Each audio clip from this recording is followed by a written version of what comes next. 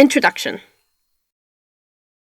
Flax is a web-based tool that allows learners of English as a foreign language to click on selected vocabulary to compare its usage in different types of text.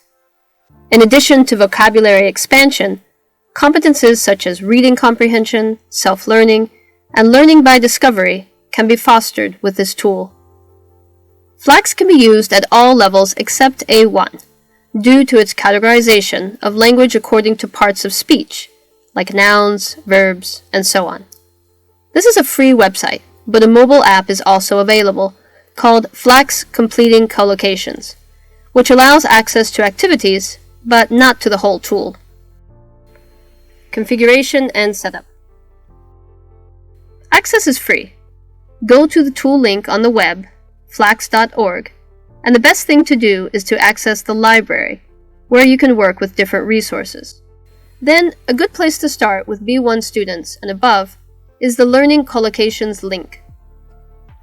Here you can configure the searches of words or expressions that are important for your students in different areas, subjects, or topics.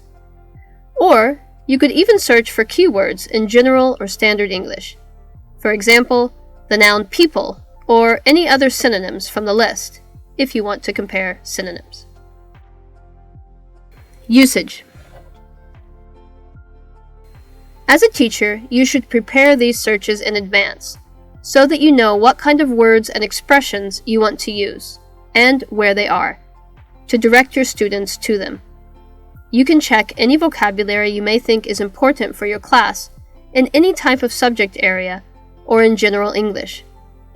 By looking at all the possible part-of-speech combinations in those texts of the word or expression, you can get a good overview of the common collocations for that word, which can be stored by clicking on the cherry icon on the left side of the lexical items.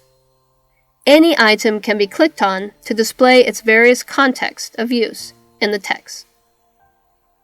You can classify the information by using the storage utility, adding collocations to existing categories, or, if you create a new one, for example, social sciences, you can add there the collocations that occur as most typical.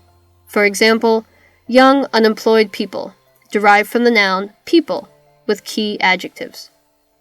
This change of focus on subject areas and/or topics can be made according to your own lesson content material design. By either copying and pasting the linguistic information on an external document, or saving the items during the session on the My Cherry Basket folder, you can gather significant feedback to create activities in the tool for classwork. For high-level learners, you can have students create their own activities based on the linguistic information retrieved. This could be done collaboratively. Each group of students creates different types of collocation activities, and after they finish, the other groups must try to solve them. It is important for students to use the review function in the activity setup in order to make sure that the collocations have been previously examined, or that they make sense in their context of use. If you have A2 or low B1 learners, a good idea would be to use Flax distributed collections from the library. There, the content is divided according to language level categories, and you can select specific readings with their audio, as well as collocations, word frequency, activities, etc. Exploring the vocabulary from the readings in this way can enhance learners' inductive competence, as they can associate and expand that lexis in other contexts. Online searches can be assigned for homework, and in the next class, some interactive quizzes could be taken about the vocabulary, or guided compositions can be done in pairs, where they have to use that vocabulary in collocations, etc.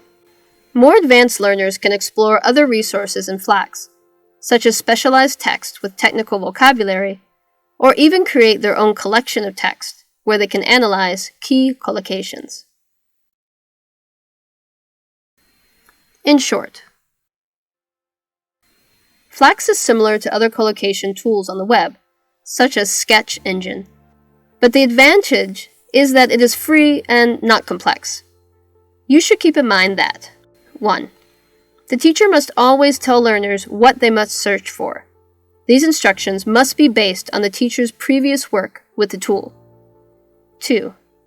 Because learners may get lost at first, it is important to previously explain the tool and show some examples.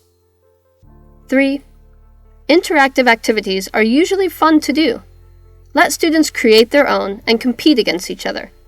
Vocabulary knowledge is gained by having learners collaborate and interact.